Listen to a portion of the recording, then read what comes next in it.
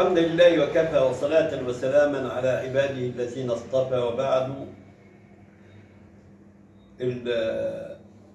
المجاري بتطلع علينا أعداد ضخمة جدا على منصات التواصل وعلى بعض الفضائيات من العملاء الخونة اللي بيلعنوا ليل ونهار في الدين، واللي هم عايزين يهدموا الدين، واللي هم عجزوا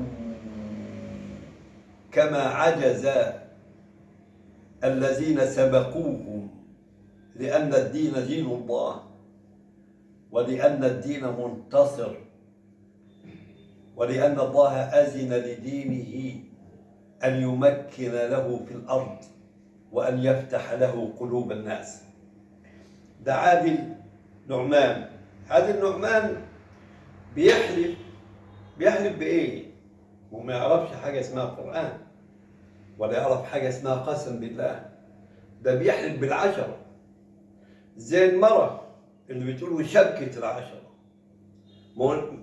إنسان مناسول ما تعلمش الرجولة من الدين، فبيحلف بالعشرة وعلى العشرة إن ما فيش حاجة اسمها إعجاز علمي في القرآن، وهيحلف تاني بالعشرة برضه على حاجة تانية نقولها بعد ما نشاهده ونسمعه.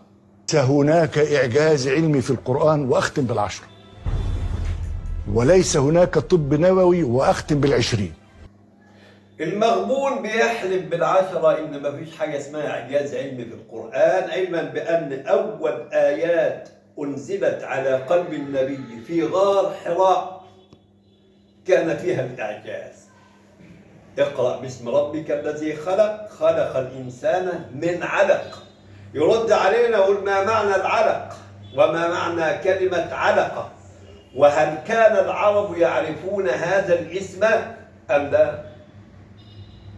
يرد علينا في آيات كثيرة فيها إعجاز، سبقت كل علم وعلم، وسبق القرآن العلم الحديث بإعجازه.